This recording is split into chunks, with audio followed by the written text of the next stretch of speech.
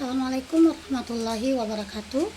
Perkenalkan, nama saya Mu'jizatillah, peserta Latsar CPNS 2022 Angkatan 37 BPSDM Provinsi Kalimantan Selatan. Di sini saya akan mempresentasikan mind mapping yang telah saya buat mengenai wawasan kebangsaan dan nilai-nilai bela negara. Sebelumnya tentu kita harus mengetahui apa yang dimaksud dengan wawasan kebangsaan dan untuk apa kita mempelajarinya. Wawasan dapat diartikan sebagai suatu cara pandang, tinjauan, atau dapat juga diartikan sebagai pengetahuan atas sesuatu.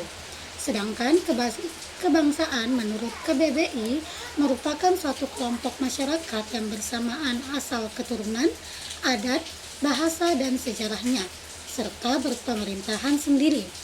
Secara singkatnya, wawasan kebangsaan merupakan cara pandang seseorang atau pengetahuan seseorang terhadap diri dan lingkungannya yang dilandasi dari kesadaran diri sebagai warga dari suatu negara.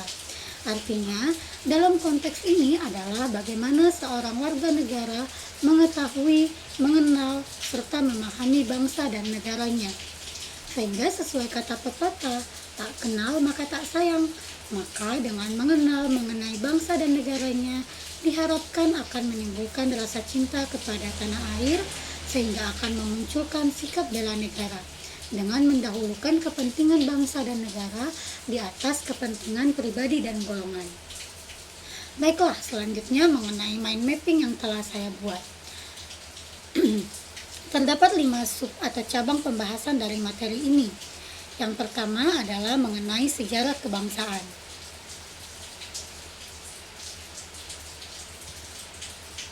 Seperti semboyan terkenal dari Bung Karno, jangan sekali-kali meninggalkan sejarah.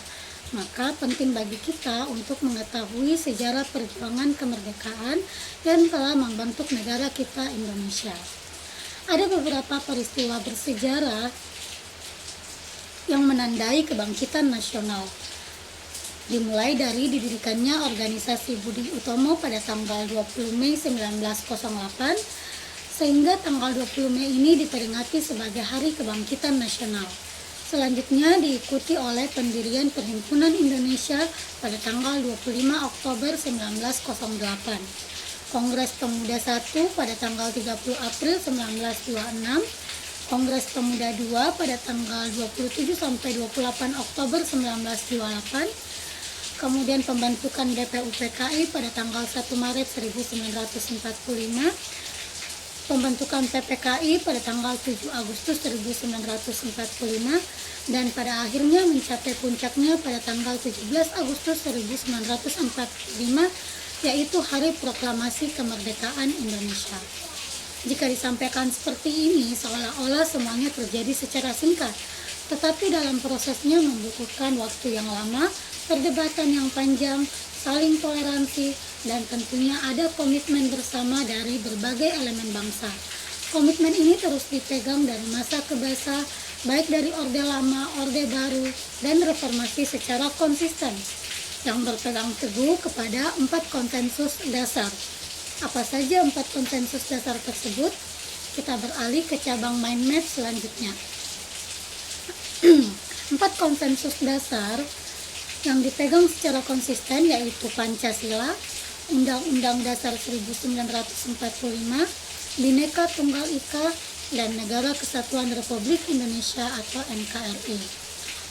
Pancasila berfungsi sebagai landasan negara, sebagai ideologi nasional, sebagai pandangan hidup bangsa, sebagai perekat atau pemersatu bangsa, dan sebagai wawasan pokok bangsa Indonesia dalam mencapai cita-cita nasional.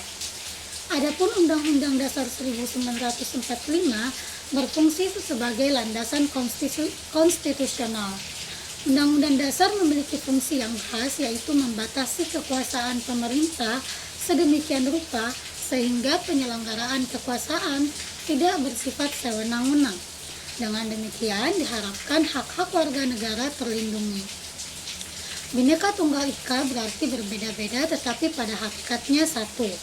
Diharapkan dengan semboyan ini, masyarakat Indonesia meskipun secara keseluruhannya memiliki perbedaan, tetapi pada hakikatnya tetap satu, Satu Bangsa dan Negara Kesatuan Republik Indonesia atau NKRI. Sebagai wujud eksistensi dari NKRI, maka dibutuhkan adanya identitas negara yang juga menjadi sarana pemersatu simbol kedaulatan dan kehormatan negara yang diwujudkan dalam bentuk bendera negara, bahasa resmi atau bahasa persatuan, lambang negara, dan lagu kebangsaan. Seperti yang telah kita ketahui bersama, bendera negara kita adalah Sang Merah Putih, bahasa resmi kita adalah bahasa Indonesia, lambang negara kita adalah Garuda Pancasila, dan lagu kebangsaan kita adalah Indonesia Raya.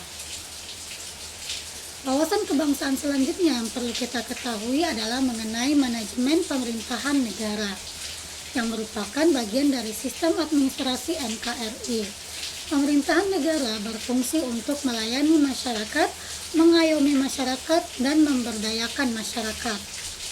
Struktur pemerintahan terdiri dari MPR yang menjalankan fungsi konstitutif, Presiden yang menjalankan fungsi eksekutif dan legislatif, BPK yang menjalankan fungsi auditif, serta MA dan MK yang menjalankan fungsi yudikatif, dan DPR dan DPD yang menjalankan fungsi legislatif. Pemerintahan ini mengemban tugas nasional, yaitu melindungi segenap bangsa dan tumpah darah Indonesia, memajukan kesejahteraan umum, mencerdaskan kehidupan bangsa, dan ikut melaksanakan ketertiban dunia untuk mewujudkan cita-cita atau tujuan nasional, yaitu negara yang merdeka, bersatu, berdaulat, adil, dan makmur. Demikian tadi mengenai konsep-konsep wawasan kebangsaan.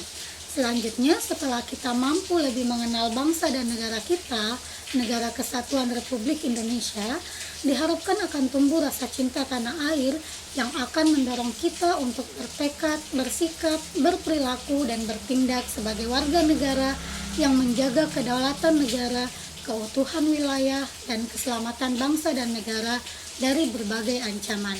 Inilah yang disebut sebagai bela negara. Adapun nilai-nilai dasar bela negara yang wajib ditanamkan dalam diri setiap warga negara antara lain cinta tanah air. Salah satu contohnya misalnya kita bangga menggunakan produk-produk dalam negeri. Yang kedua adalah kesadaran berbangsa dan bernegara. Contohnya kita ikut serta dalam pemilihan umum. Nilai yang ketiga adalah setia pada Pancasila sebagai ideologi negara. Contohnya yaitu kita harus senantiasa mengamalkan nilai-nilai Pancasila dalam kehidupan sehari-hari. Yang keempat adalah rela berkorban untuk bangsa dan negara. Contoh konkretnya yaitu kita gemar membantu sesama warga negara yang sedang mengalami kesulitan. Nilai yang terakhir atau yang kelima adalah kemampuan awal bela negara. Contohnya yaitu senantiasa berolahraga untuk memelihara kesehatan jasmani. Semua nilai-nilai bela negara itu kemudian diimplementasikan pula dalam nilai-nilai dasar ASN untuk mewujudkan sikap dan perilaku bela negara dalam tugas dan fungsi pokok ASN, yaitu sebagai pelaksana kebijakan publik, pelayan publik, dan perekat dan pemersatu bangsa. Dengan wujud bela negaranya yaitu senantiasa mentaati peraturan perundang-undangan yang berlaku, senantiasa membina kerukunan, serta menjaga persatuan dan kesatuan bangsa.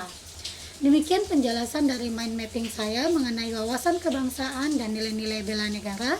Semoga apa yang telah dijelaskan dapat dipahami dan bermanfaat. Kurang dan lebihnya, saya mohon maaf dan terima kasih telah menonton sampai akhir. Wassalamualaikum warahmatullahi wabarakatuh.